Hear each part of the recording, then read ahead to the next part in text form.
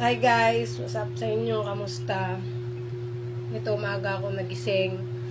Late na ako natulog, tapos maaga ako nagising. Kamusta naman ako? Kunti lang yung tulog ko. Well, sanay na ako. Sa daily routine ko baga naman na pumasok, pagdating sa trabaho, mag-aaral, tapos matutulog, kakain, gising na naman para pumasok. Diba? Meron ako ditong kimchi at saka nagluto ko ng itlog. Kakain muna ako. Tapos mamaya, maliligo na ako. Sarap ng kimchi. Kaya maya, maliligo na ako. Yun.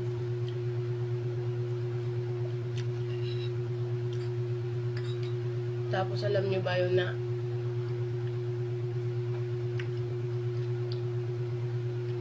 ganun talaga no. Minsan susubukin ka ng panahon. Alam mo nung wala ka nang ginagawa sa buhay mo, umiikot na lang yung buhay ko sa pag-aaral, sa trabaho, sa maliit na business namin ng partner ko, sa anak ko, sa partner ko, pero may nakakalusot pa rin talaga na anak ng jablo. Diba? Mga anak ng jablo, yung parang i-distract ka sa mga ginagawa mo. Well, nakasulat naman sa Biblia yun, ha? Sabi niya ni Lord,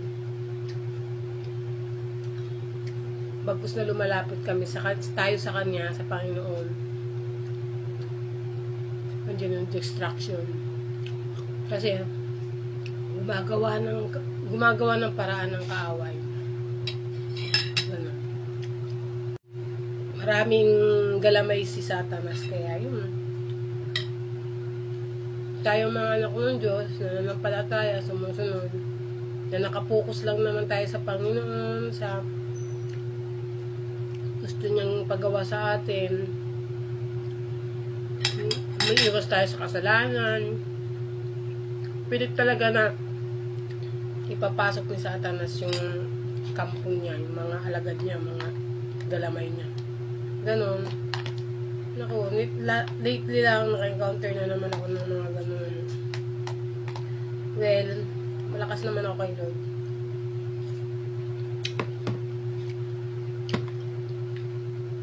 Wala akong laban na hindi niya ipinanalo. Tandaan niyo yan. Yes. Wala akong laban na hindi ako pinapanalo ni Lord. Lagi akong panalo. Kasi pinapakita ko sa Panginoon gaano yung kalinis ang puso ko. Well, wala namang perfectong tao. Nagkakasala din ako, nagkakamali din ako. Relasyon nga namin ng partner ko, kasalanan. Pero, aware na kami sa iba. Kumbaga, hindi na namin dinadagdagan yung kasalanan namin. Nagiging aware na kami sa ibang mga maliliit na bagay na kaya mo namang iwasan na mga posible maging kasalanan. Diba? Sa simpleng panghuhusga, pwede mo naman siyang iwasan, diba? Huwag kang tumingin sa negative side ng tao. Lagi kang tumingin sa positive side ng tao. Yun kung anak ka ng Diyos. Alam mo yun. Ganun lang. Ganun lang kasimple ng buhay. Pinapakomplikado nyo lang. Kaya tuloy, ang mangyayari, walang dumadating sa inyong blessing, komplikado yung buhay, pamilya nyo, yung pagsasama nyo mag-asawa, kasi, nandun kayo, nababalot kayo sa kasalanan, hindi kayo umalis doon, nasa sa inyo, kulang sa gawa. Alam nyo, yung Panginoon naghahantay lang sa atin, na tayo ang lumapit. Alam nga naman siya yung lumapit sa inyo, di ba? Kumatok. Kaya nga nasabi sa Biblia, kayo'y kumatok, kayo'y pagbubuksan. Kayo maghanap, kayo'y makakasumpong. Ibig sabihin, katok lang kayo sa pintuan ng Panginoon. Pagbubuksan niya kayo. Hanapin niyo siya, pero mahahanap niyo siya, masusumpungan niyo siya kung nasaan siya. Nandito lang siya. Nandito lang siya. Araw-araw. Hindi nyo lang nakikita dahil ang puso nyo balot ng kasalanan. Well, hindi ako nanghusga. Ako'y nagbabasa ng Biblia. magbasa din kayo. Mag-pray kayo. Paranas nyo sa sarili nyo. Na isurrender nyo, hindi lang sa salita, kundi sa gawa. Surrender nyo ang buhay nyo sa Panginoon. Napakasarap ng feeling. Alam nyo yun. Napakasarap. Alam nyo, nasa point ako na nakakausap ko sa pamamagitan ng bulong niya. Sa tuwing ako'y nagdadasal. Nagdadasal ako ng team sa kanya. Tapos, ipaparamdam niya sa akin yung pagyakap niya. Aangat yung kamay ko. Makikita ko yung liwanag sa harapan ko. Ganun. Napakasarap. Napakasarap makipag-communicate sa Panginoon. Huwag niyong hayaan na nababalot kayo sa pagiging miserable ng buhay niyo. Kaya tingnan niyo ang relasyon niyo ng mag-asawa. Walang patutunguhan. Puro away. Puro pambababae sa mga asawang lalaki. Ayun, walang dumadaloy na blessing. Alam niyo kasi, yung blessing natin, araw-araw dapat mayroon dumarating sa tahanan natin. Oo, araw-araw, normal dapat yun. Pero kung masalimut ang pamumuhay nyo, mabigat ang tahanan nyo, walang kakatok na blessing.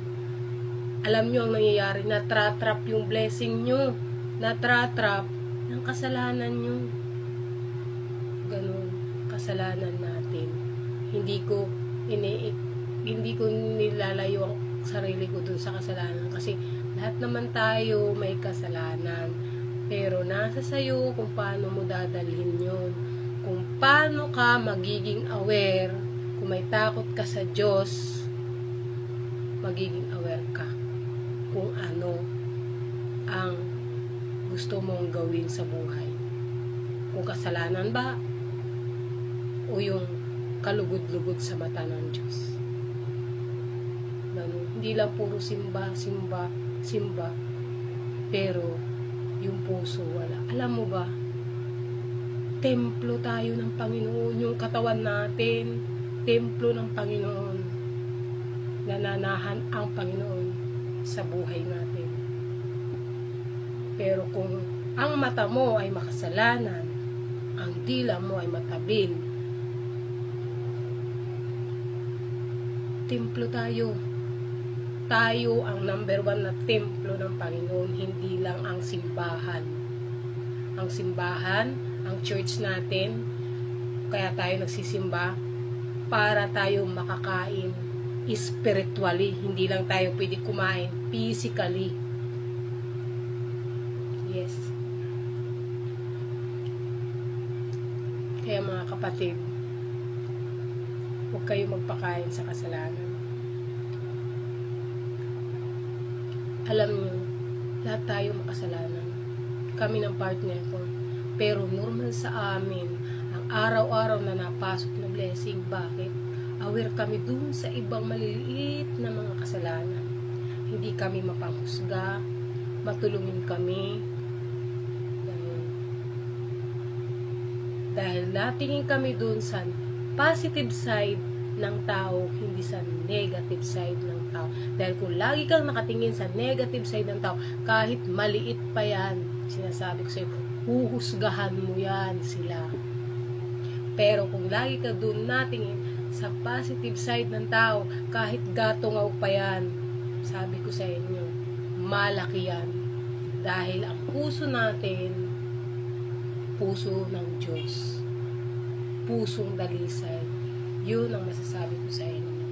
Kaya magbasa tayo ng Biblia, manalangin tayo ng may puso, hindi lang puro salita. Kailangan natin ng gawa, action. Alam niyo yun? Kaya yung diablo laging pumapasok sa atin. Kasi, anak ka na niya eh. Hindi ka na anak ng Diyos. Anak ka na niya. Kasi nagpapagamit ka sa kanya. Ako, ayaw ko sa kanya magpagamit. Sa akin, ang lahat ng anak